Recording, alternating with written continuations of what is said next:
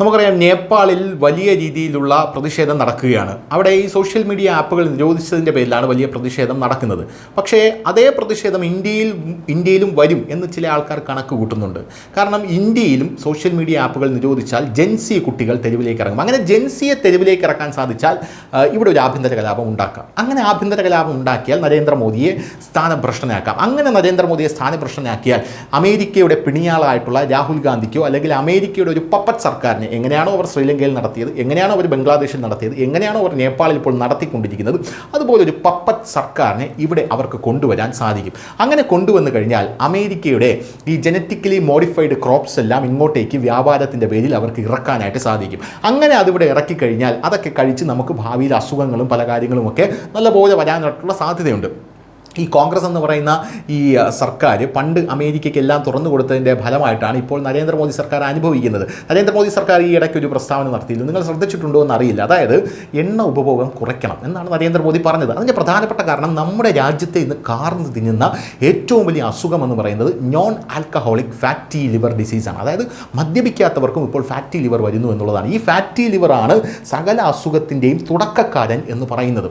അപ്പോൾ അങ്ങനെയുള്ളൊരു സാഹചര്യമുണ്ട്. ഈ ഫാറ്റി ലിവറൊക്കെ വരുമ്പോൾ ഈ അമേരിക്ക ഇവിടെ കൊണ്ടിറക്കുന്ന ഈ ക്രോപ്സ് ഒക്കെ കഴിച്ച് നമുക്ക് ഇതൊക്കെ വരുമ്പോൾ അതിൻ്റെ മരുന്നും അമേരിക്കയിൽ നിന്ന് തന്നെയാണ് വരുന്നത്. ഇതിന് പിന്നിൽ ഡീപ് സ്റ്റേറ്റ് ആണ്. അമേരിക്ക ട്രംപിൻ്റെ ഭരണകൂടത്തിന് ഫണ്ട് ചെയ്യുന്നതും ഇലക്ഷന് ഫണ്ട് ചെയ്യുന്നതും എല്ലാം തന്നെ ഇത്തരത്തിലുള്ള ഡീപ് സ്റ്റേറ്റിൽ പ്രവർത്തിക്കുന്ന കമ്പനികളാണ്. ഇതാണ് ഇതിൻ്റെ പിന്നിലുള്ള യഥാർത്ഥത്തിലുള്ള ആംഗിൾ എന്ന് പറയുന്നത്.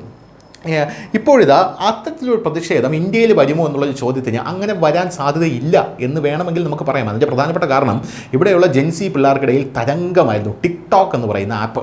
ഈ ടിക്ടോക്ക് എന്ന് പറയുന്ന ആപ്പ് കേന്ദ്ര സർക്കാർ പൊടുന്നനെ നിരോധിക്കുകയായിരുന്നു. ഒരു കുട്ടികൾ പോലും തെരുവിലേക്ക് ഇറങ്ങിയില്ല, വേറെ ആപ്പുകളിലേക്ക് ചേക്കേറുകയാണ് ചെയ്തത്. ആ സമയത്ത് ടിക്ടോക്കിന് പകരം ഇന്ത്യ തന്നെ പല ആപ്പുകളും ഇറക്കി. ഇൻസ്റ്റാഗ്രാമിലേക്കും യൂട്യൂബിലേക്കും ഒക്കെ അവർ ചേക്കേറി. അത് വേറൊരു കാര്യമാണ്. അങ്ങനെയൊന്നും തെരുവിലിറക്കാൻ സാധിക്കില്ല. കാരണം ഇവിടെ നമ്മുടെ രാജ്യത്തിന് ഇവർക്കാർക്കുമില്ലാത്ത ഒരു സാധനം നമ്മുടെ രാജ്യത്ത് അന്തർധാരയിലുണ്ട്.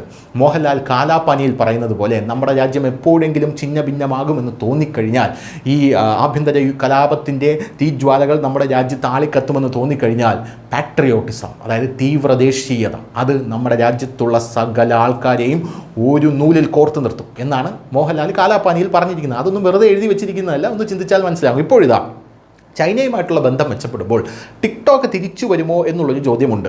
അങ്ങനെ ടിക്ടോക്ക് തിരിച്ചു വരുമോ എന്നുള്ള ചോദ്യം ഇപ്പോൾ നിൽക്കുകയാണ്. അതിന് സർക്കാർ ഇപ്പോൾ ഒരു വിശദീകരണം കൊടുത്തിട്ടുണ്ട്.